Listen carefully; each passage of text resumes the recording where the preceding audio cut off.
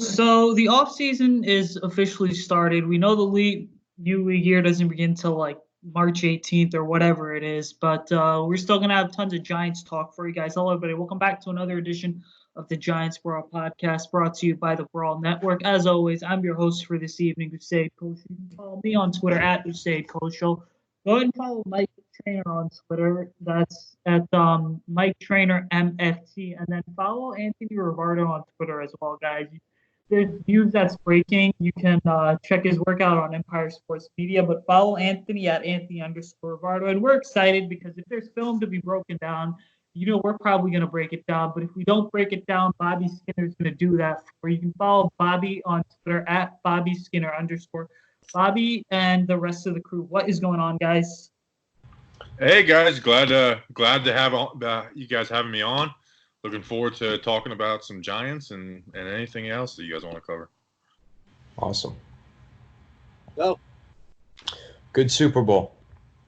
Yeah, definitely. So I know we're a Giants podcast, but Mike's sitting here. Is that a Patrick Mahomes jersey, dude? That is a Patrick Mahomes jersey. I was just telling Bobby and Ant, man, I'm like, you remember back Ben McAdoo wanted him. They wanted the Giants front office to trade up and get him. Might have saved his job, but I mean, that's neither here nor there, man. We can't look back in the past, but man, that would have been nice to have him, man, because he didn't look so good at the beginning of the game, but when the time came and it mattered, like he stepped up, man. He won the game for him. Yeah, definitely. So, let's get right into it. I mean, Bobby, we got to ask you because I know, like Anthony told me, you break down tons of film, and this team's kind of transitioning from going from like dumpster fire Pat Shurmur all the way to Joe Judge, and then you got Jason Garrett as the offensive coordinator. So, just curious, man, like as this team makes that transition, what are you kind of looking at? Like, what are your expectations for the offense? The offense, the expectations are high because the Giants have playmakers, and you expect Daniel Jones to, make a year two bump. A lot of times when, the sophomore slump, a lot of time comes from guys doing well and not putting in the work. I mean, we've seen just as today, they're already working at Duke, and one of my favorite quotes from Coach Cutcliffe is like, while the NFL is relaxing, Daniel Jones be working harder, and that's something that doesn't get looked at enough in the draft process, and it's something us on the outside can't really see. Is the guy's work ethic, and is he not just being the first guy in and last guy out, but is he using that time effectively? Like, I guarantee you, there's a lot of guys who just come in first, and they're just doing it so they can say first guy in, last guy out, but they're not using their time effectively while they're in there. So, we believe in Daniel Jones to make a jump, and the rest of it kind of comes down to health in the offensive line because we have the playmakers. Saquon's obviously who he is. Evan Ingram's a playmaker when he's healthy. Shep, Tate, and Flayton, they only played 6 games together, but when they did play together, it worked really well. The offensive line, I think on the interior is all right. Zeitler and Hernandez. Hernandez didn't have the greatest year, but he wasn't as bad as people seem. With Colombo, hopefully he can develop. I don't know what we're going to do at center, but Halapio is another guy who wasn't as bad as other people made him out to be.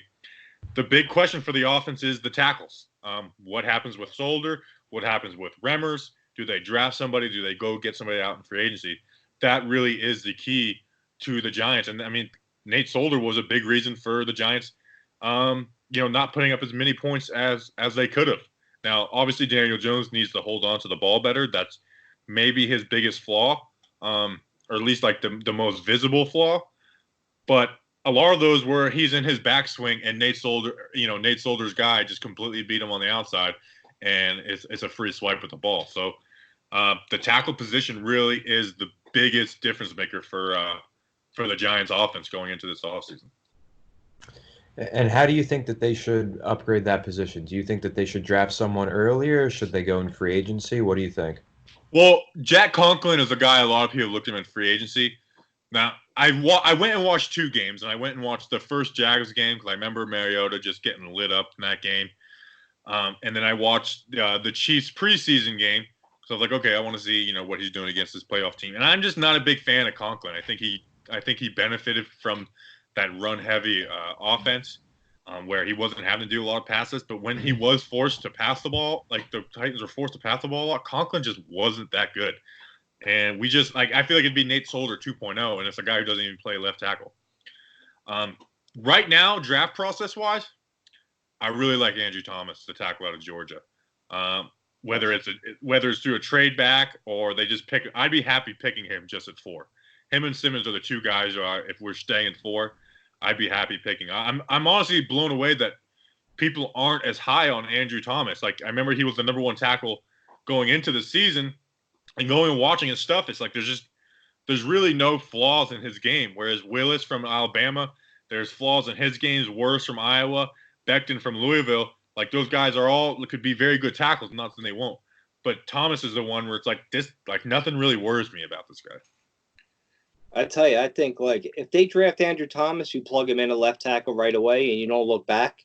But for me, I want Simmons because he could do so much on the defensive side of the ball. And I'm probably one of the few that kind of want to keep Nate Soldier around, only because I kind of think he had a terrible year last year. If you read, into the, situation with his son, and during the bye week, the kid had to go for another surgery, and I think that wears on somebody like that. Maybe a lot of sleepless nights. His energy ain't there. I want to see him, have a bounce back year, so to speak. And plus, this draft seems like they got plenty of offensive linemen through the first 5, even 6 rounds. They're saying. Yeah, the thing is with Solder, and it breaks my heart. Like, he was probably the guy I criticized the most on the Giants this year, and it really did hurt going out every time because it's like, this guy's going through all this stuff with his family. But at the same time, like, that stuff is going to be kind of going on next year as well. Unfortunately. Now, if he moves to right tackle, I'd be cool with that because right tackle is easier than left tackle, and then it's also it's not the blind side of your quarterback, so that helps when he does get beat. It helps Jones step up in the pocket a little better, and I think Jones that's something he needs to work on big time too, is his pocket manipulation. What do you think about Gates? Because he played right guard a lot, and he said he could play right tackle. I love Gates, and he played when he played right tackle against the Jets. He was the best offensive lineman on the field that day. I just get scared seeing a guy play 1 game at tackle and 1.5 game at guard and being like, all right, you're going to play. But obviously they know more than we do about these guys. So if they feel confident in putting Gates out there, then I kind of would too. I mean, like I said, I love Gates. He was probably the most fun offensive lineman to watch when he got his shot. Maybe that's just kind of the newness of him. But yeah, I like the idea of Gates. But Solder at left tackle, going into the next season that is the one thing that would bug me. It's like I just don't trust it, and that could be the make or break for this offense in 2020.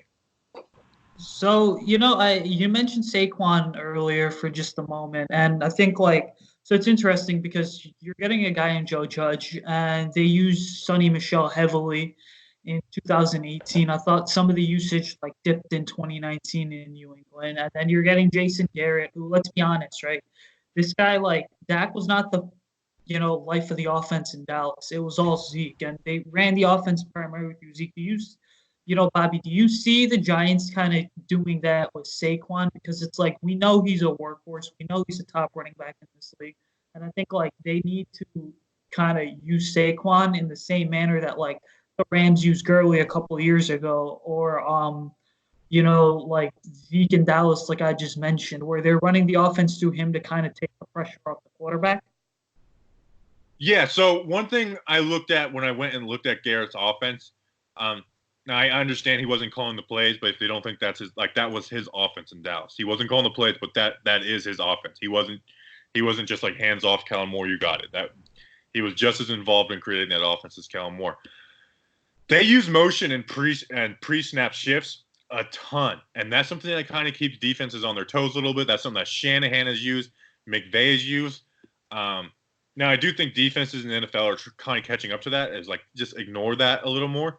But that does change things in the run game. We've seen the way Kyle Shanahan has, used his run game. I think, me personally, I want to study it. So I think every coach in the NFL should be studying how Kyle Shanahan runs his running game, and Cliff Kingsbury.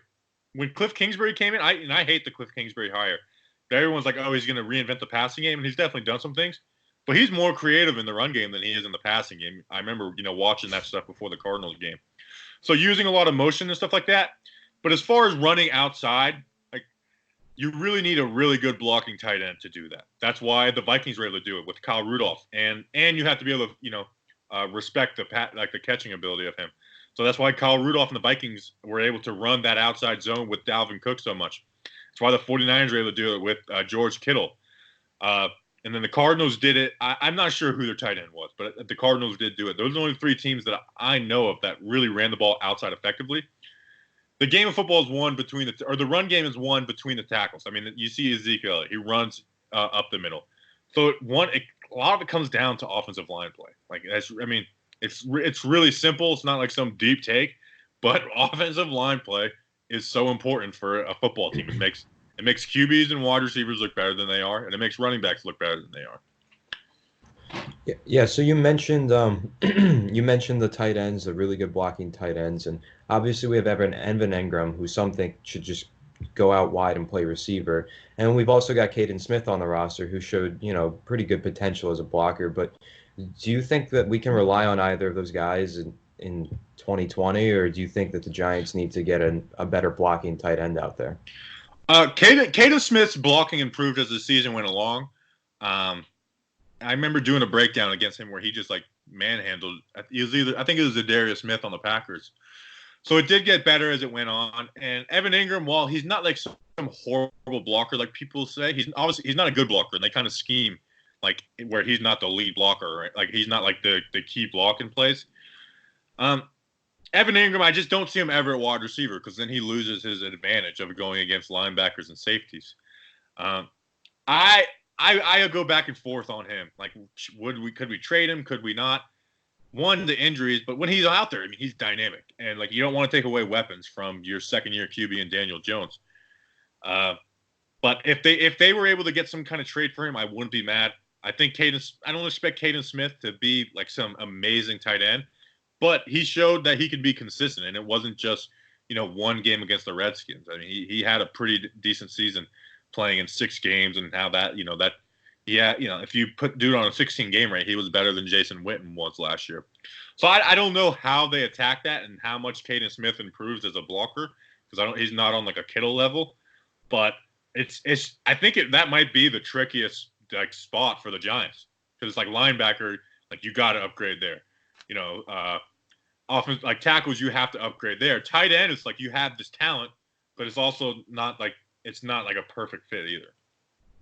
Right, and you study Jason Garrett's offense, and Giants fans know all too well how he loves to use a tight end, and Jason Witten was always scoring on us and killing us late in the fourth quarter. So, I mean, how do you see Evan Engram or Caden Smith fitting into Garrett's role of the tight end position? Yeah, I hope to see them both to get that's why I said if they trade him, okay, I can wrap my head around it. If they don't, you have Evan Engram, who we just know the kind of talent he is. I mean, when he was healthy this season, he was having 100-yard games. Daniel Jones' first touchdown pass was 75 yards to Evan Engram. He was a playmaker for the Giants. And then you get Caden Smith in the number 2 role, and now Daniel Jones has some confidence in him. I mean, we saw the way Blake Jarwin would tear us up as a number 2. I mean, there's so much to play with there on the Giants' offense. You have 3 capable wide receivers in Slayton, Shep, and Tate, and then you have those 2 tight ends. I mean, weapons won't be an issue for Daniel Jones, and they will have plenty to be creative with. It's all about the play calling to me.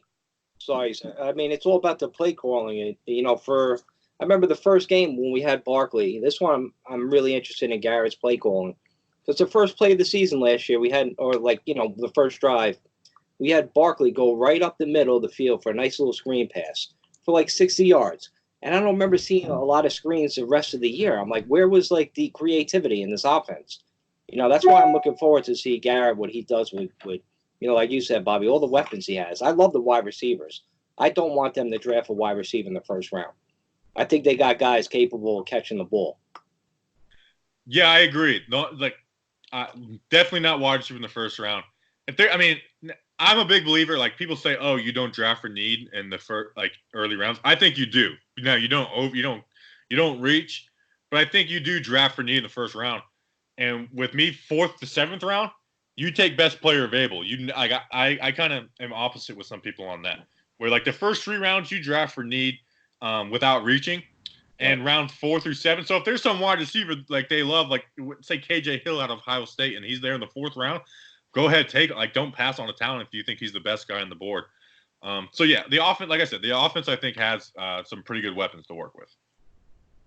Yeah, I think like just going back to that discussion about tight end, so my whole deal with Evan Ingram is I feel like he can kind of be the security blanket for this offense because like, so Darius Slayton's like the face of the aerial attack, but Evan Ingram can kind of play like that Greg Olsen role in Carolina where he may not be like the focal point of it, but he's like the security blanket for Danny Dimes, honestly.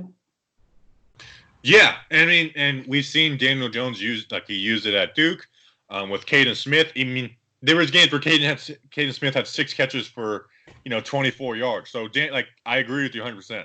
He is kind of that. He's that security blanket that can take one to the house for 75 yards, which is like you don't really hear that very often. Yeah, and so we know like tight ends. I mean, obviously Garrett likes to use them heavily, and are there any, and we discussed extensively about all these playmakers, but is there any playmaker on this like offense right now that you look at or on the roster that you're like, okay, maybe this guy's not going to be a fit with this team in 2020 just because they are transitioning, like I said, from Shermer to Judge and Garrett kind of running the offensive show?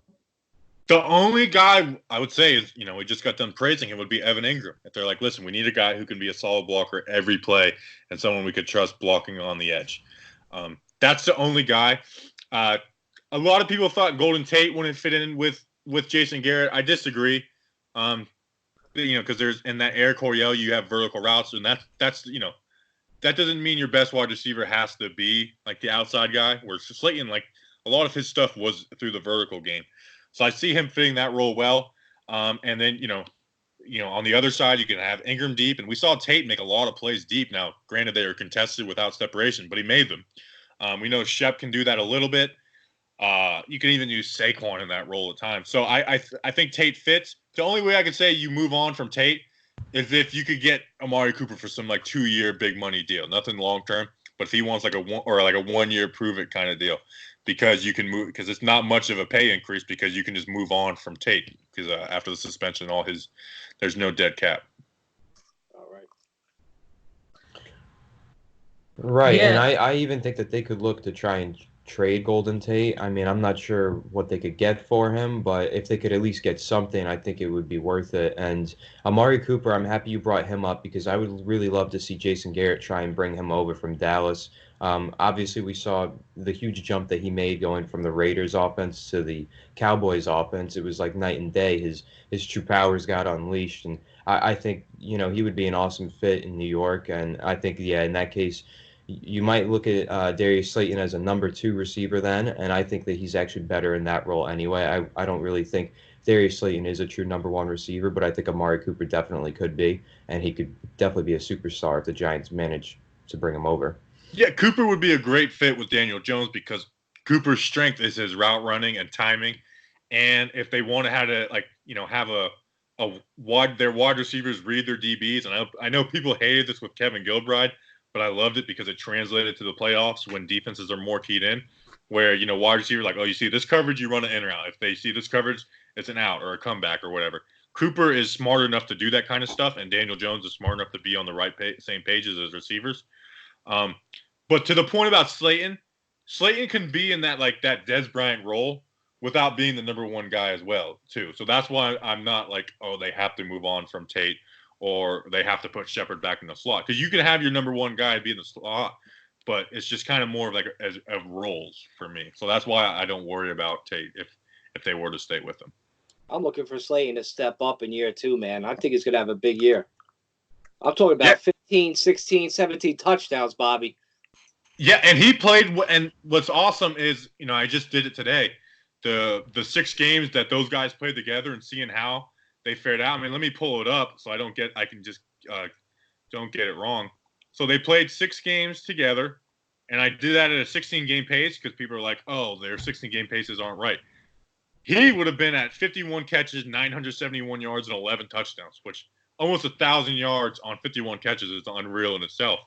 So if he goes into this offseason and puts in the work, and he's down there at Duke with Daniel Jones and doesn't kind of rest on his laurels and doesn't have a sophomore slump, I mean, he can be that guy. I mean, I remember watching him at Auburn, and the only thing that kept me from like going like all out, this guy's gonna be good, is like, well, he was taken in the 5th round. It was the only thing that kept me, because he went up and mossed guys. He, can burn. He can, he's not like a quote unquote burner, but he can burn guys. He can clean up his route running a little bit, but he was like Daniel Jones' favorite target on 3rd down. I mean, the sky's the limit in that matchup between Jones and Slayton. Right, the chemistry was there between those two, man. Yeah, and I thought that Slayton got better week to week. Early on in the season, Shermer was using him on straight vertical routes, and that's probably all he could do and could manage. But later on in the season, and I remember the Jets game specifically, they finally started letting him run some underneath routes, some quick slants and such, and he started to show like he was really improving, and he started to make some great plays underneath too, even. Yeah, and that was part of people like respecting him over the top. And bringing that safety to the top, it's like, okay, send them on a curl or a comeback, and they're worried about that vertical threat. So it, like you said, that's kind of what Garrett looks for in that X outside wide receiver. So yeah, I'm thrilled that if Slayton puts in the work, he can be huge for this Giants team. So you mentioned, I know Anthony just talked about like the underneath routes for a second and whatnot. Do you think it would be beneficial for this team at 36th overall to add a guy like Jalen Rigor from TCU, who I've heard from people like he's not the most like refined route runner, but he's got tons of speed. You can put him in the slot, and he can kind of be like Taylor Gabriel was for the Atlanta Falcons a couple of years ago, in the sense that he's just feasting off those underneath routes. I'm not familiar with him individually yet, but for me, I just, like I said before, I'm need for round 1 to 3, and I just don't see wide receiver, especially slot. I mean, you kind of have 2 slot guys in Tate and Shepard on themselves, and you just gave Shep a contract. Now, obviously, they can move on from Tate, scotch-free, but I just think there's so many needs, especially on defense. And I mean, in my scenario, if the Giants take a tackle, you kind of have to just go defense.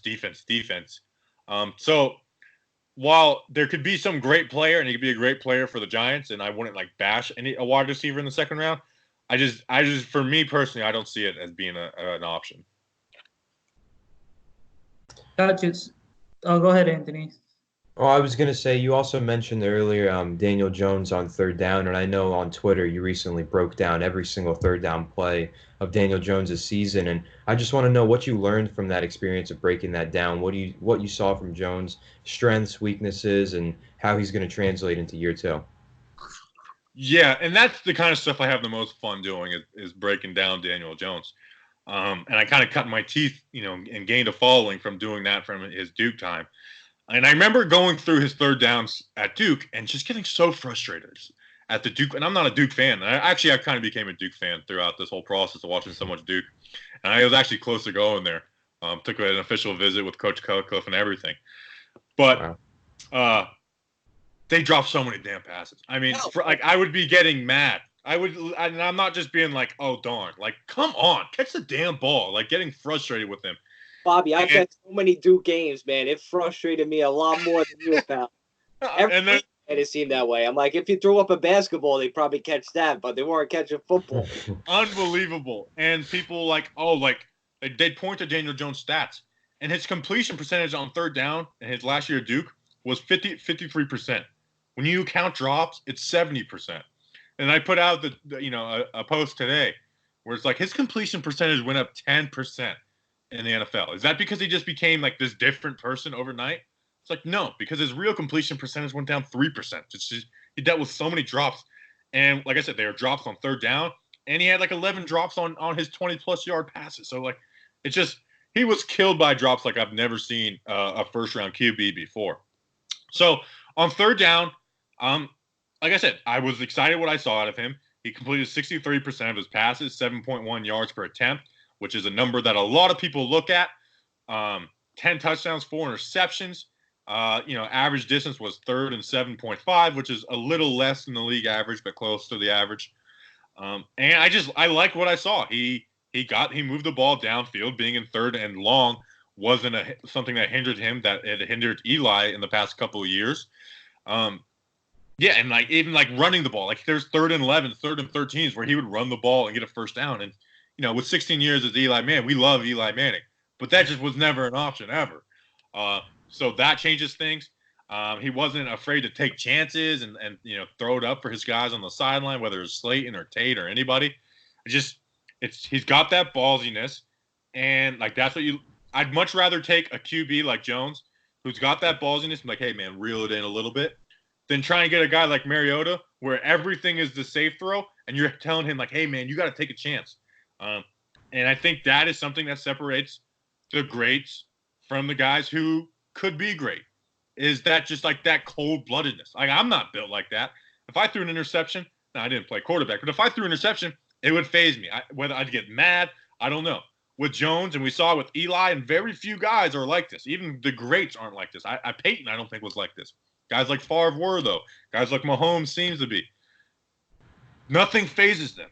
And that is just so hard to find. Like, there's QBs who can have great years, but they're not going to be consistently great because things phase them. And that's huge on 3rd down. That's huge in the playoffs. And you know what? I think he had a pretty damn good on the money down this year, completing a 42% conversion rate, which would have put him like 9th in the league. Yeah, and you mentioned like the quarterbacks, just kind of like the body language and how some of them will like get annoyed, and you'll see like the camera cuts of, damn it, I threw an interception. I think like as a quarterback, you can't show that, right? Because when all the cameras are on you, you throw the interception, all the cameras are going to point to you and show your reaction and whatnot. And it's like, I'm okay if the guy throws an interception, just like, don't be affected by it, because now like the next drive that you're out there, if you do get another chance, you need to figure out a way for your team to get back in the game. And I think like with Danny Jones, I mean, the body language I thought really improved 2019. Yeah, and it's real, and it's not just a show, because I'm telling you, it's just a different mindset that I have a hard time wrapping myself around it. I mean, you guys follow me, I can be a hothead, I can get aggravated with people. Whereas Daniel Jones had more trash talked about him than like any first-round QB ever, besides maybe Lamar Jackson. And he never was liking tweets. He was never replying. He was never like he didn't change his profile picture to a Giants photo for over a year. So it's just like that kind of like mindset is something I just have a hard time comprehending, and it's kind of what makes him different than a lot of guys. Your boy Baker Mayfield went after him, man. That guy throws an interception. He shaves parts of his beard. Yeah. It's like, what's wrong with that guy? Exactly. And listen, if I probably would be similar personality to Baker Mayfield, and that's probably why I can't stand him. And I'm just saying, like, I just don't. It's hard for me to wrap myself around the people that operate that way. But he's like that. I mean, we dealt with Eli being like that for 16 years. It's something that can set yourself apart, and I think that's something we don't look enough at with the quarterback position, where we look at like, oh, look at this guy's strong arm, and it's like, and I used to be like that. I loved Ryan Mallett when he came out. Like, look at that strong arm. If he can figure it out, but it's like there's a reason he hasn't figured it out to this point, because he's not putting in that work. He's not unfazed. So yeah, sometimes I get worried that I'm like too all in on Jones, but whenever I go and watch the tape, I'm like, well, these are the reasons why. Yeah, and another thing with Daniel Jones's personality, I love it, man. He's such a nice guy. I've met him once at training camp, and then I was at the cornhole convention thing over the weekend, and I saw him there. And it's like you could see a huge difference between him and Sam Darnold. And I honestly felt bad for Jets fans, because Daniel Jones was really happy to talk to fans when he could, and he signed a lot of items. Like, there was a lot of fans who bombarded him, got into areas that they really weren't supposed to be in. He signed some stuff for them, but Sam Darnold, I don't think he signed a single item all night. And Daniel, like the people that were with him, I think his girlfriend was there, and maybe his agent or somebody, they really didn't want him to sign anything, and they were pushing people away. But people were they loved Daniel Jones, so they just kept getting through. And he would sign when he could, and he was happy to do it. But man, Sam Darnold, I swear, he just wouldn't acknowledge any of the fans that were there, wouldn't talk to them, wouldn't sign anything. And I really felt bad for them. That's because Daniel Jones is out there working on his game in the offseason, and Sam Darnold's out there getting mono from hookers. What I thought the funniest thing from that cornhole tournament is Sam Darnold is doing cornhole the right way, and Daniel Jones is just sitting 2 feet next to each other, just swinging his arm. So I'm surprised by what you said, Anthony. Now, I'm not surprised by him going and signing like stuff because I think, like you said, he is a super nice guy. But I just feel like he is so awkward in those situations that he can't stand like meeting strangers. And my goal is to interview him, and now I say this and I probably don't mean it, but like I don't ever want to interview him by phone. My goal is to interview him in person one day. Although every player we have on, we're asking them to call Daniel Jones on the show.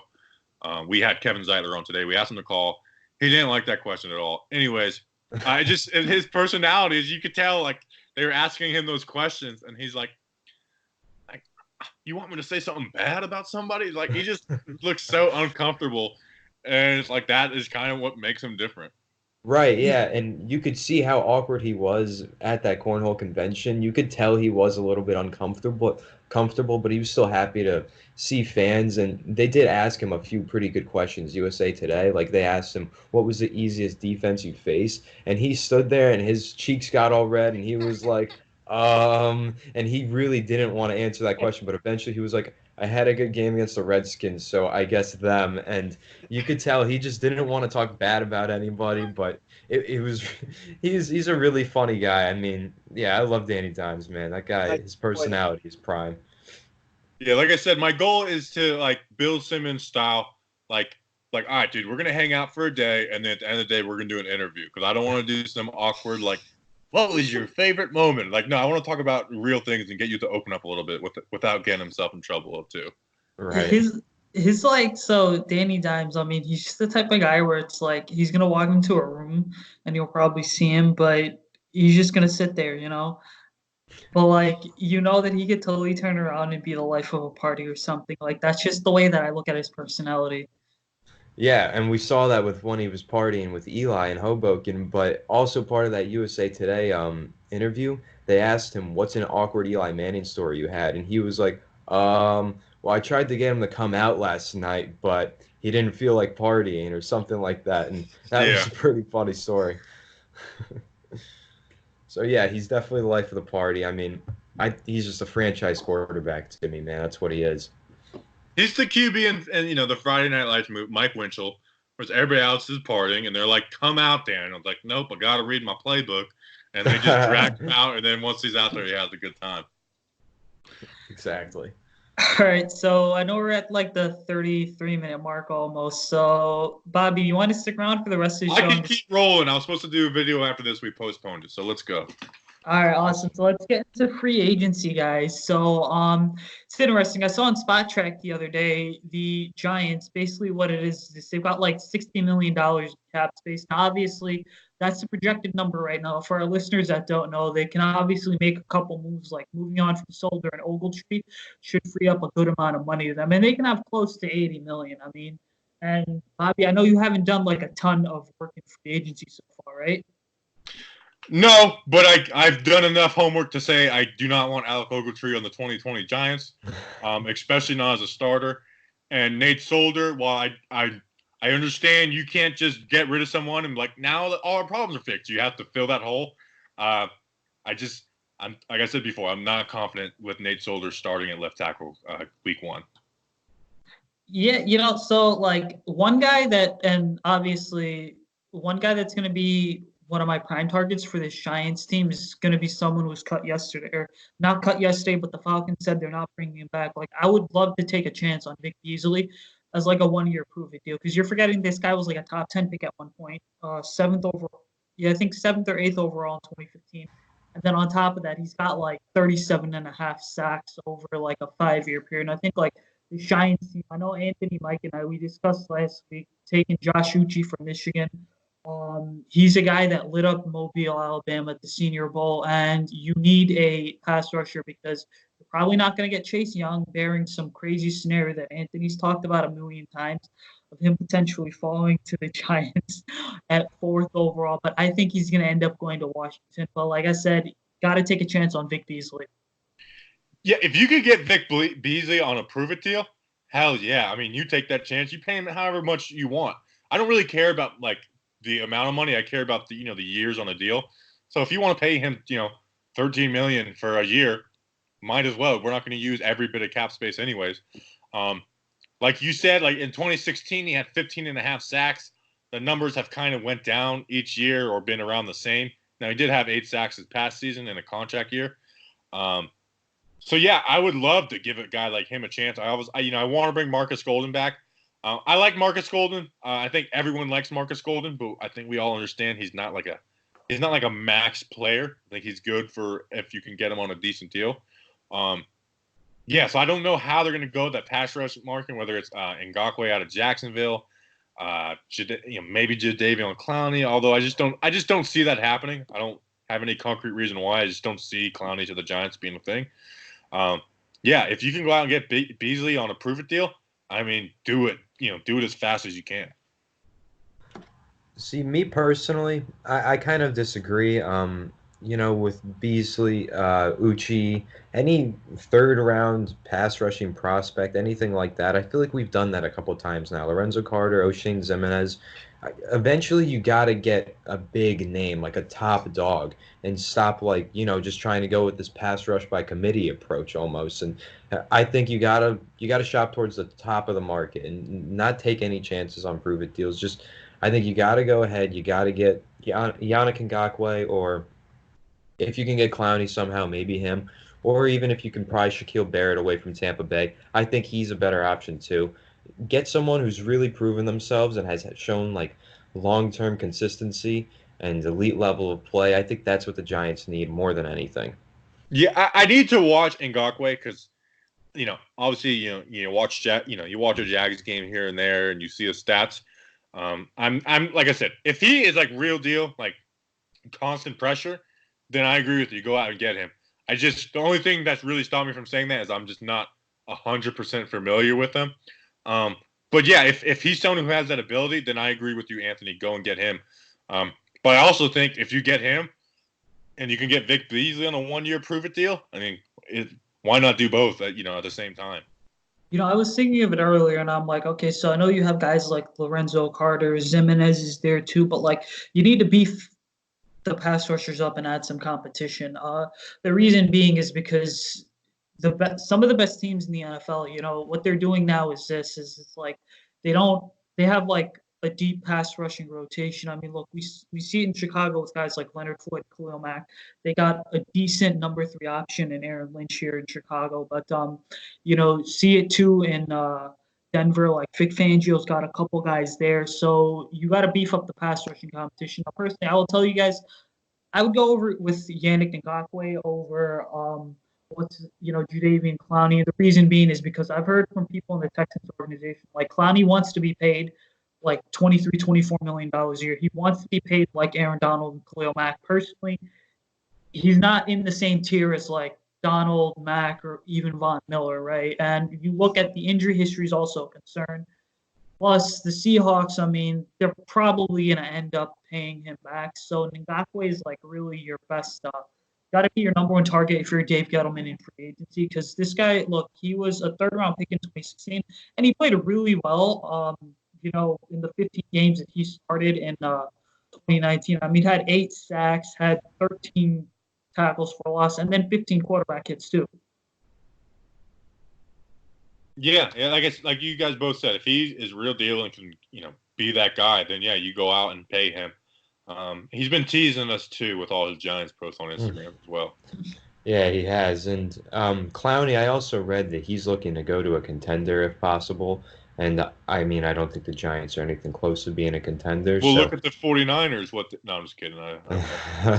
No, I get it. Sometimes teams make a quick turnaround, but I don't see that with the Giants with the way Dave Gettleman's built this roster. And I just don't think Clowney is even going to consider us an option. I think if Gettleman calls, he might not even pick up. Yeah, I mean, what it comes down to with those guys is it's who's going to pay the most money. If the Giants are willing to do that, then more power to them. But I don't know if the Giants are going to pay someone, another 5-year, $100 million deal for a DN. I don't know. Maybe they do. Maybe they don't. I have no clue. But like you said, I just don't see it happening. And that's I think. Yeah, thanks. So that's the tough thing with these, outside linebackers is their value today in free agency so inflated. when the Packers signed Preston and Zadarius Smith last year, they paid them a boatload of money. I was like, okay, this could be a boom or bust sign. Now, granted, for them it boomed, but like you can't guarantee that for a guy like Clowney because remember, like Clowney did not show up until the Texans that basically traded him, and that's like one thing that also concerns me about him. It's like I get this guy was the number. This guy, if he comes to the Giants, he be the number one pass rusher, but I don't want to throw all the money at him because I feel like you need to spread the money around, especially with like the projected 60 million that you have right now could go up to 70 or 80 million. So I'm just the type of guy. It's like, okay, go after Ngakoue and then make a couple like smaller depth signings here and there that will allow you to shore the roster up and bring some competition into training camp and off-season workouts. Yeah, definitely.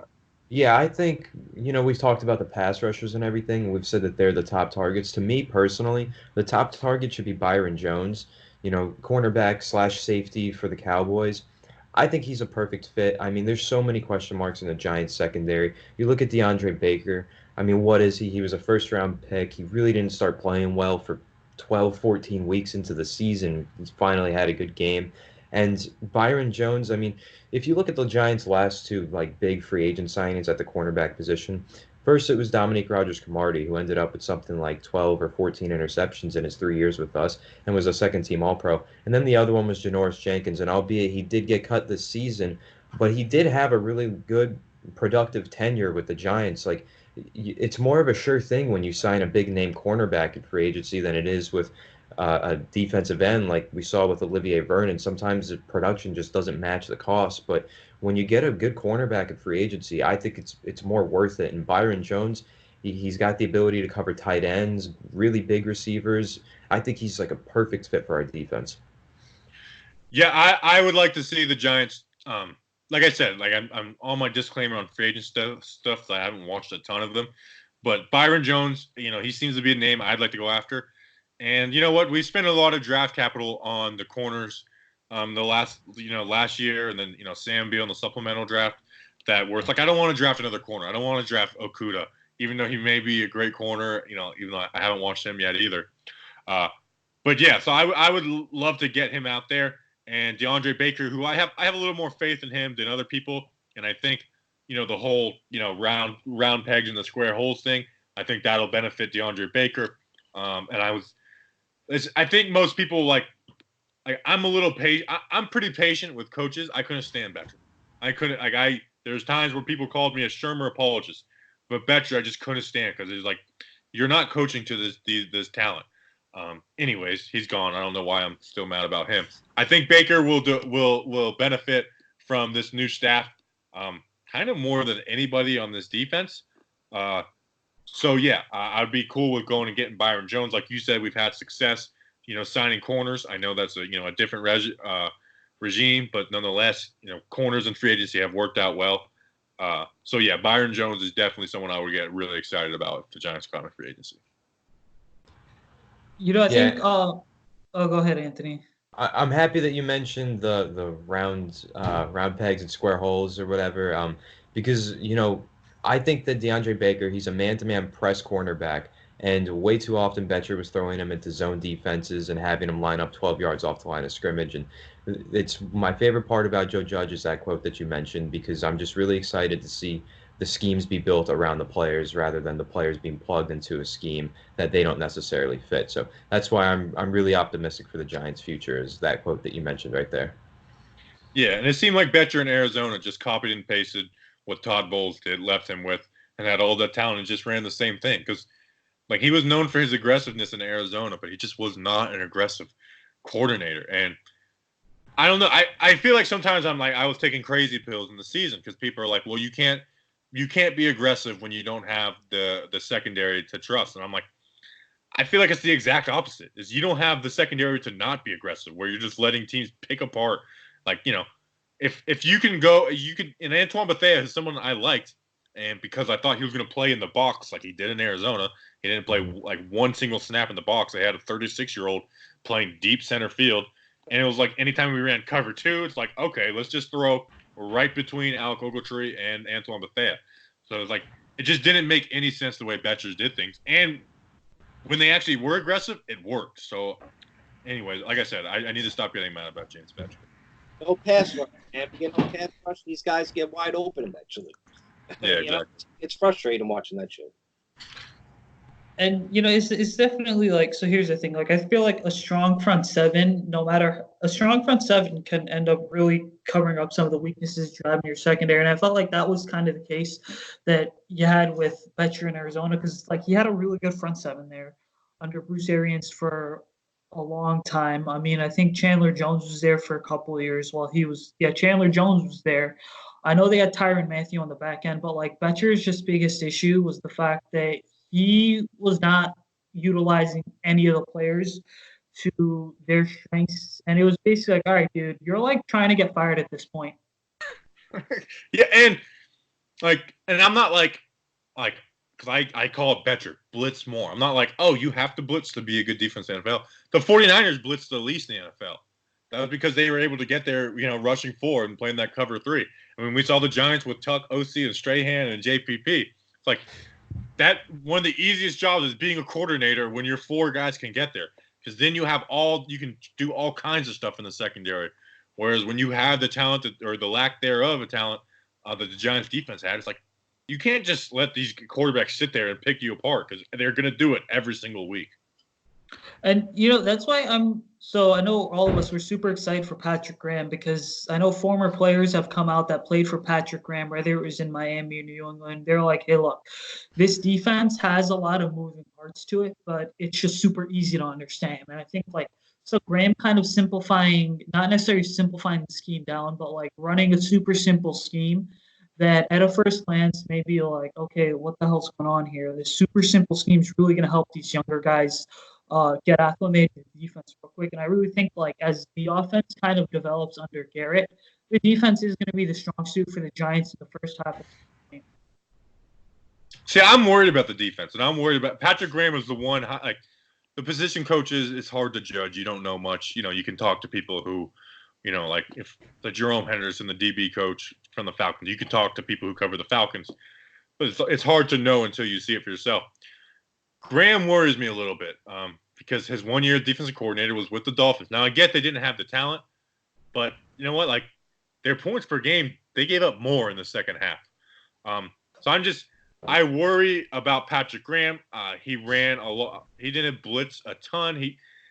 His defense kind of looked similar to what Betcher did. It was different, but it was a lot of similar schemes. Now, he did more creative things, more corner blitzes and mixed zone blitzes. He did some different things, so I'd be more confident in him.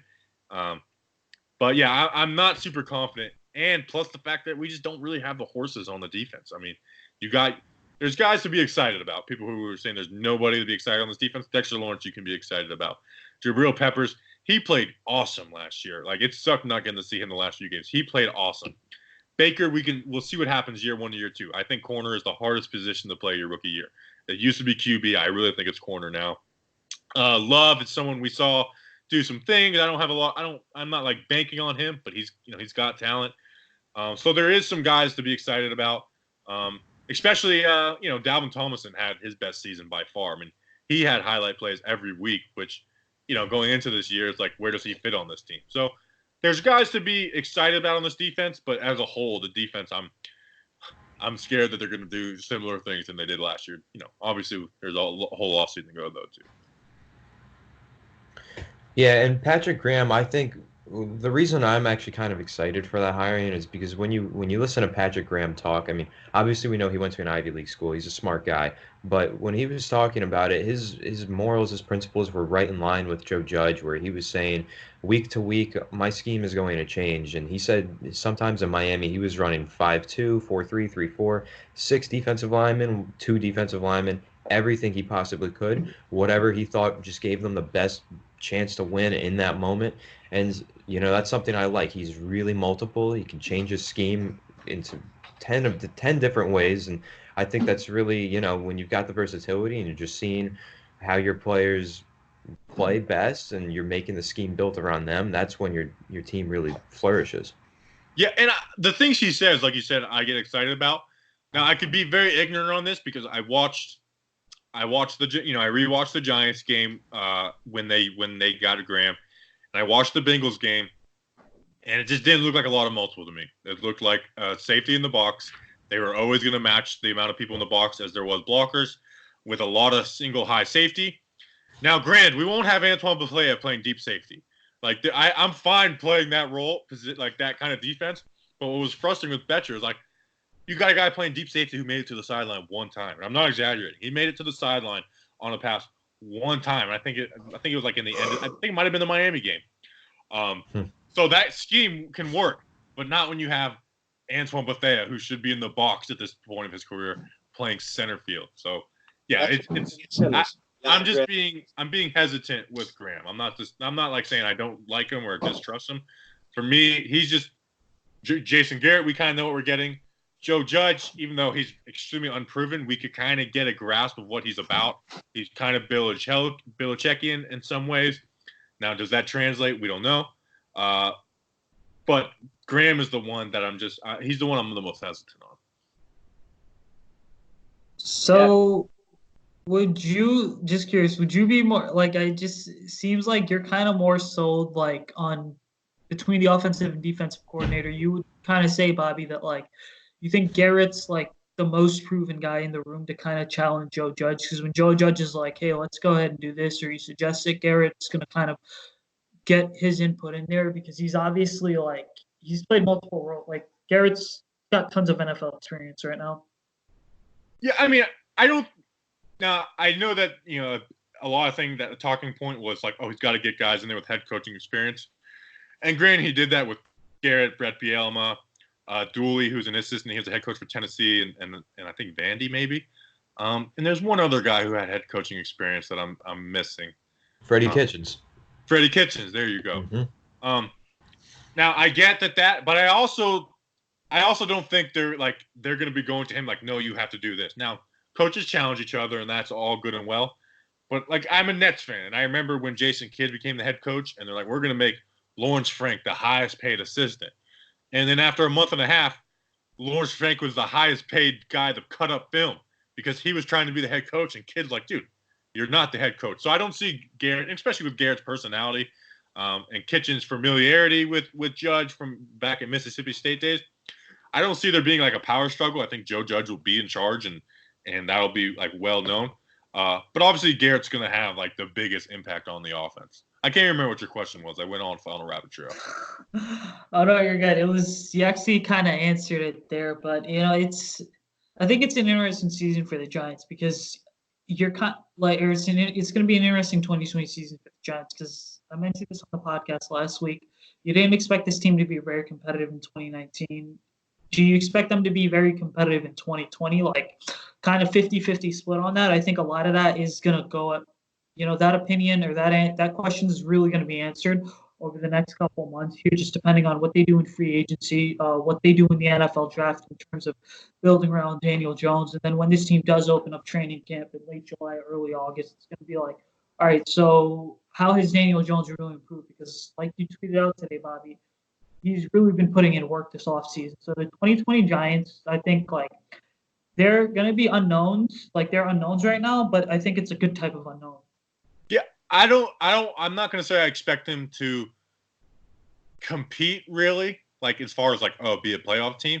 Now, I'm also not going to count it like completely out, and I'm not saying they're going to be the 49ers to go to the Super Bowl. But to say that they won't make the playoffs, like I just think that's bold, especially a lot can happen in an offseason. But I expect the Giants to put up points, and especially so if they draft left tackle, in the first round. I expect this Giants to put up points. They have all the weapons. They have a QB who, I don't know. I'm higher on him than most people, and I just am. I believe in everything he's about and his ability, and I think Coach Cutcliffe doesn't just throw out compliments. I think I take a lot of stock in what Coach Cutcliffe at Duke says about him. I expect the offense to put up points, and especially if they figure out the left tackle spot. I expect the Giants to go 13-3, Bobby, and their 3 losses are going to be the referee's fault. I was going to say 16-0, man. And people get mad at me because I made a pact way back that if Eli was QB or Tom Coughlin was head coach, that I would never pick the Giants to lose. And then when Daniel Jones became the starter, I was released of that, but I had to renew that vow. It's just I try to be unbiased on my real analysis. Now in game, I'm gonna be biased and crazy, but like my actual analysis, I try to be unbiased. Right. But I will never pick the Giants to lose an individual game. Now, am I gonna pick them to go 16-0? No. But week 1, if we're playing the Chiefs, I'm not picking us to lose, baby. Right. Damn right. Well, you got to do that, honestly. Like, I've got reasonable expectations for this team in 2020. I haven't even looked at, like, who they're playing aside the 6 divisional games. But, like, let's be honest. I mean, I think at best, when you do look at, like, those games against Philly, Washington, and Dallas, because there's going to be 6 of them, like, I'd be content with the 2020 Giants going, like, 3-3 in them, honestly. I think that they do have enough talent to at least compete in the NFC East, because it's the NFC East. It's the division in football that's like filled with the most garbage year in and year out. Not to diss the Giants, but like you don't know what you're gonna get from the Eagles. You don't know what McCarthy's gonna look like in Dallas, especially having been out of the league for a year. And then Ron Rivera, like we know he's a good defensive coach, but like he's only had like a top tier offense like once in his league, and he's never really sustained consistency on offense. I like Ron Rivera. I just think the Redskins suck, especially Haskins. As high as I am on Jones, I'm as low as I am on Haskins. And I've tried to cool the criticism because there's a group of Redskins fans who hate me with a passion, and sometimes I feed into that. But I am not a believer. And for every reason I like Jones, I dislike Haskins. Well, okay, so like my personal thing, so like this was my biggest knock on Haskins kind of coming out of Ohio State in 2019. And then it was also my knock on Trubisky in 2017. Just the fact that, like, these guys that are one-year starters, right, like, they really do well in the NFL. And it's an issue because you have, like, these 3-year starters like Mahomes and Watson, for example, compared to the one-year starter in Trubisky. You've got Jones, right, compared to, like, Haskins. I mean, Ohio State, I don't think they've ever sent, like, a successful quarterback to the NFL. And, like, you saw the flashes from Haskins in 2019. I've had Redskins fans just come at me on Twitter and be like, because I straight up said, like, yo, Haskins is garbage, right? Like, the dude's a one-year starter. I don't think he's going to get significantly better because, like, Washington just does not seem like a prime landing spot for free agents, and I'm not really 110% confident in Rivera and, like, the staff that he's building there in Washington or that he's built and them developing their guys. And with Haskins, I watched his stuff. I went and watched. He was the QB I spent the most time on pre-draft. And it was unbelievable. Guys were open. I mean, the Michigan game, I can't remember if he had 495 yards or 395 yards. He had 6 touchdowns. I went and counted. Let's say it was 395. I can't remember. 285 of those yards were after the catch. One was literally a handoff that counted as a pass to Paris Campbell. And Terry McLaurin, I loved him. I think the Redskins the one thing they did right was drafting wide receivers with McLaurin, Kelvin Harmon, and then Sims in the slot. He looks to be like a speedy guy who can do some things. So Haskins had the weapons, but it's when you're asked for the first time to like play like contested hard football, it's just tough. And that's why I think if I was a QB coming out of high school, now your maturity level isn't there at 18, but I would seriously consider going to Duke, being under Coach Cutcliffe. And they just got a Clemson transfer, so watch out for Bryce something. I'm going to start watching him.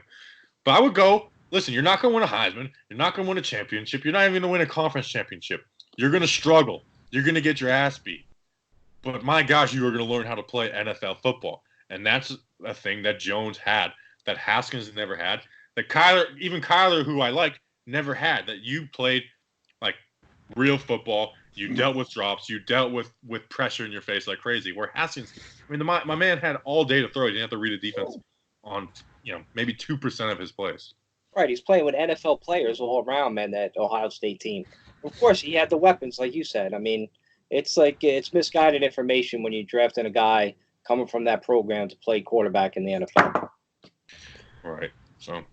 And I'll say I was pretty high on Haskins pre-draft. Like going into the draft, I watched a lot of him, and I liked him a lot. But my biggest knock on him was his personality. I mean, there's no guy who likes posting pictures of himself on social media more than Dwayne Haskins. And I couldn't stand that, and it really goes to show, like, how we were talking about Daniel Jones earlier, that's a franchise quarterback to me. That man doesn't even use Instagram except in the offseason. He's tweeted and posted 2 things that Ads. paid Ads. advertisements. Yeah. I don't think he'll ever tweet anything other than an ad for his I entire say. career. Yeah. You know, You won't see and- Daniel Jones on a boat. Definitely not. so okay, my biggest like deal with Haskins, right? Was he was drafted like what 12th or 16th overall, you know. But the point is that I thought it was kind of arrogant of him to be like, oh, all these teams passed on me, and like I'm gonna make you guys pay. And it's like, okay, so as soon as you say that, like you better succeed, man. Right. Yeah. I can. And not to get on like half an hour of Haskins talk, and this wasn't like I heard. I was listening to a podcast with Todd McShay pre-draft, and he like just nonchalantly brought up that Bosa had said like he didn't buy in at first until his last season when he became the starter. So that's the kind of stuff that like I said, you can be the first person there and the last one out. But that don't mean like being first doesn't make you a hard worker. It just means you got there early. It's what you do in that time. And I just don't ever see Haskins being that guy. Maybe he will for like 1 year at a time, but consistently, like that's hard to find. Yeah, all right. Right. So we spent pretty much like the last like 10 minutes of this podcast like bashing just other NFC East teams because that's Just what the we do Redskins, here. and I'm fine with that. Yeah. Can we start Well, on Dallas and Philly? Yeah. We trashed Philly last week, man.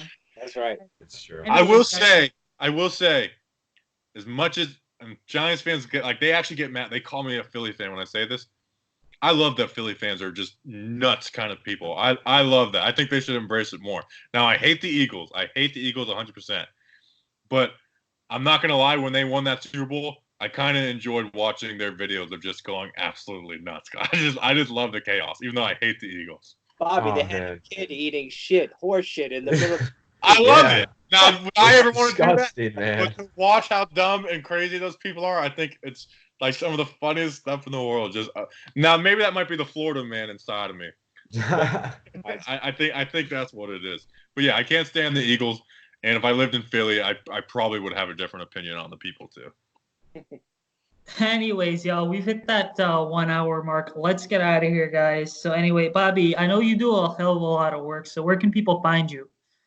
Yeah, so like you guys said, you can follow me on Twitter at @BobbySkinner_. Instagram and Facebook, it's @TalkinGiants. Anything that we put on Twitter, we put on there for the most part. We do the Talking Giants podcast in the offseason. It's twice a week. We do interviews. We're doing a positional review. Like today we had on Kevin Zeitler. We'll get some other guys going forward.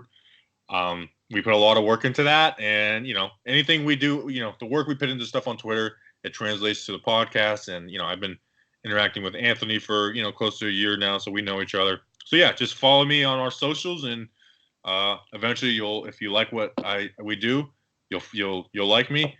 And if you can't stand a joke I make, maybe once every other week, then you won't like me. So I appreciate you guys having me on. Yeah, absolutely. Thanks for coming on, man. Bobby. We'll definitely have you on again like sometime over the next few weeks. And then anyway, so you can follow me on Twitter at UsayCoachO. Follow Anthony on Twitter at Anthony_Roberto. Go check out our friend Alex Wilson, who he was on the show a couple weeks ago, guys. He's launching a podcast with Anthony, Fireside Giants, right? That's it. Yep. Go check it out. And then go follow Mike and his dog Barkley on Twitter, who's our official podcast mascot. You can follow him on Twitter at MikeTrainerMFT. It's been a fun one with you guys this week. Thanks for tuning in. We will catch you guys next week, and we've got a big guest that's hopefully going to be on the show the next couple of weeks. Until now, guys, peace out. See you next week.